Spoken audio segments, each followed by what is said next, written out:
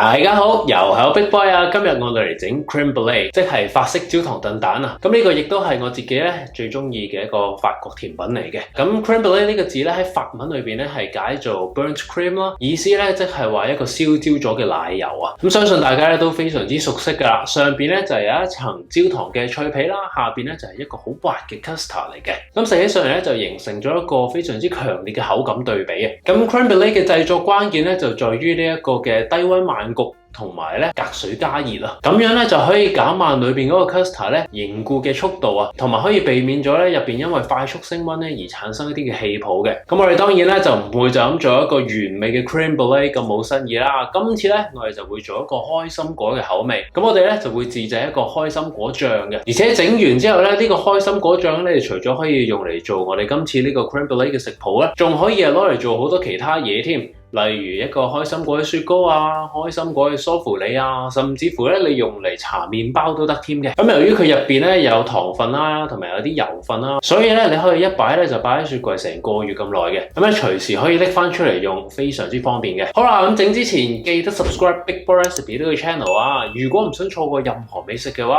就記得撳咗埋側邊個鐘仔啦。另外，如果你想參考我更加多嘅食譜嘅話，歡迎瀏覽 bigboyrecipe.com， 上邊咧有超過300個食譜可以俾你慢慢睇嘅。咁我哋長話短說，即刻整呢個開心果 crème brûlée。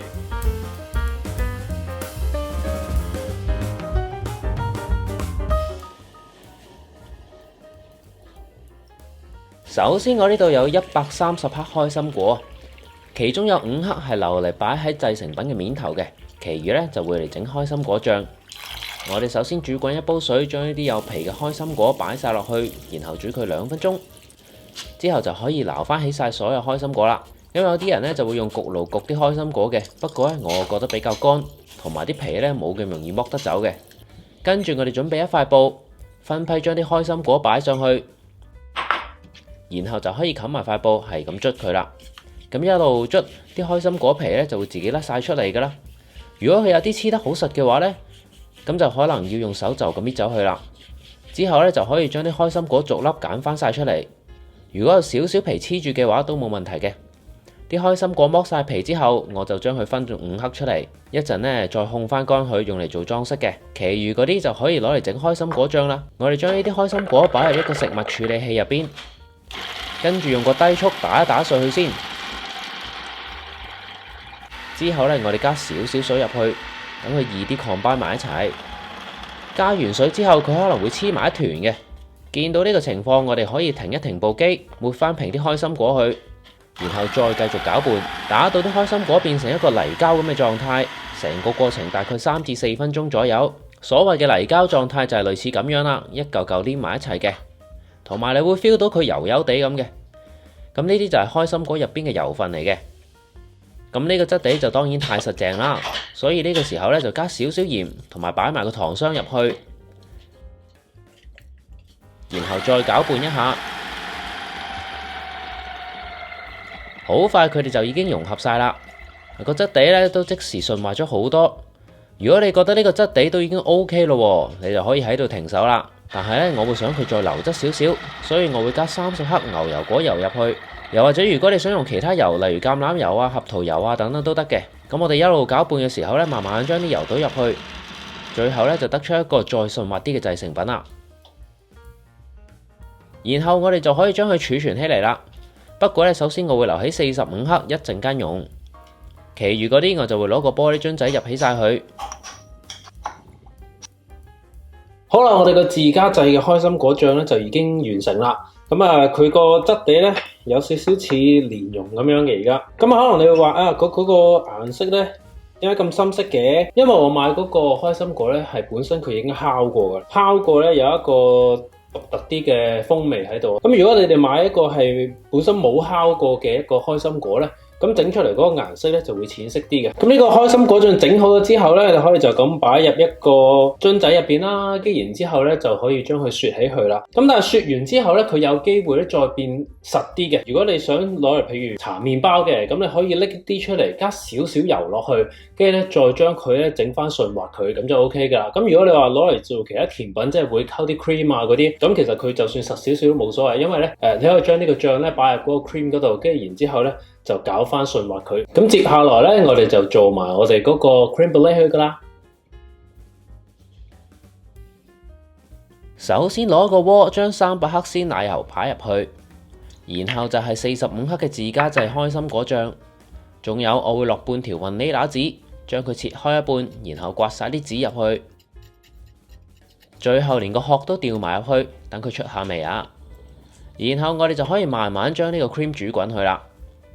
一路煮嘅時候，將個開心果醬整散去，等佢可以融入個 cream 度。個開心果醬睇落好深色，但係當佢融入咗入個 cream 度之後呢，其實就只係會帶嚟好淺嘅綠色嘅啫。咁一滾起咗，我哋就可以熄火啦，將佢擺埋一邊先。然後預熱焗爐去到120度啊。跟住我哋準備3個蛋黃，咁大概咧就60克左右。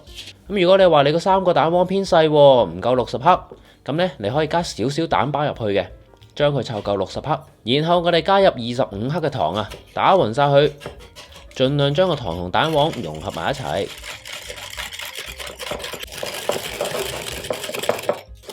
跟住就可以將頭先嗰個 cream 嘅混合物咧倒埋入去啦。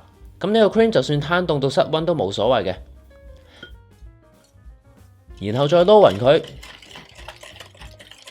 咁就可以準備倒入啲容器度啦。嗱，我哋整 crème brûlée 咧最好用啲闊身啲嘅器皿。咁我呢個器皿咧就直徑係14 cm， 高度咧就3.5 cm。咁點解用啲咁闊身嘅器皿咧？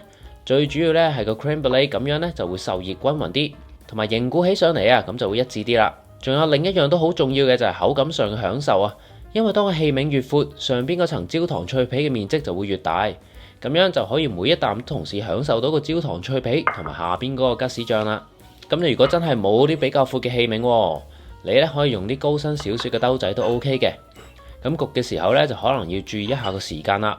我一陣咧會再話俾大家知焗到一個咩程度為之 OK 嘅。咁我哋將呢啲器皿先擺喺個焗盤度，跟住就可以將頭先嗰個忌廉混合物過篩倒入去啲器皿度啦。我哋填滿啦，去到80%左右，剩低嗰啲咧，我會將佢咧擺埋入個兜仔度，另一個兜咧我就用唔着啦。跟住咧，我哋倒啲熱水入個焗盤度，大約去到器皿嘅一半。咁呢種隔水加熱法咧，我哋叫做 bain-marie， 可以令到啲食物均勻受熱，保持佢幼滑嘅質地嘅。咁我哋用120度焗45至到60分鐘，焗到啲 crème brûlée 嘅中心咧半凝固就可以拎翻出嚟啦。焗經嘅時候就可以烘乾埋之前留起咗個開心果，然後隨意切碎佢哋，咁就 OK 噶啦。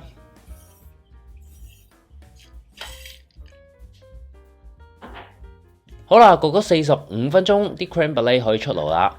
你見到表面咧有啲皺紋嘅，咁係因為我已經做咗一個晃動測試，就係隨意咁啊 shake 下個器皿，中心咧有少少動 L 嘅感覺。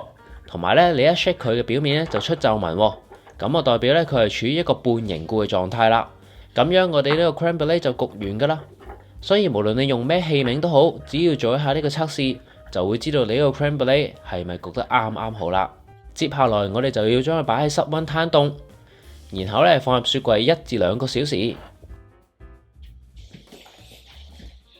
我呢個咧就雪咗1個鐘啦。咁記住呢個焦糖脆皮食之前先好整喎。我哋平均咁樣喺表面撒一層砂糖，記住嗰啲邊邊位都要上到糖嘅，然後就可以攞個火槍燒佢啦。我哋可以將個火槍盡量離遠少少，喺呢層砂糖嘅上面不停打圈咁樣慢慢燒，等佢成個表面咧都可以受熱均勻。記住嗰啲邊邊位都要燒下去喎。當普遍都變成深啡色，有啲地方又略帶微焦，咁就 OK 噶啦。最後我哋擺埋啲開心果喺中間，呢個法式開心果焦糖燉蛋大功告成。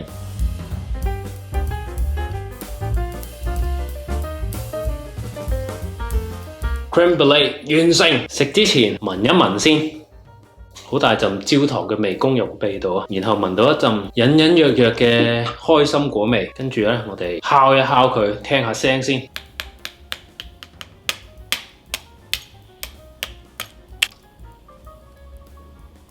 你知唔知成日有人話你好慘啊？有得睇冇得食，所以今次專登整一個 yogurt brûlée 俾你。咪住先，我唔係啦。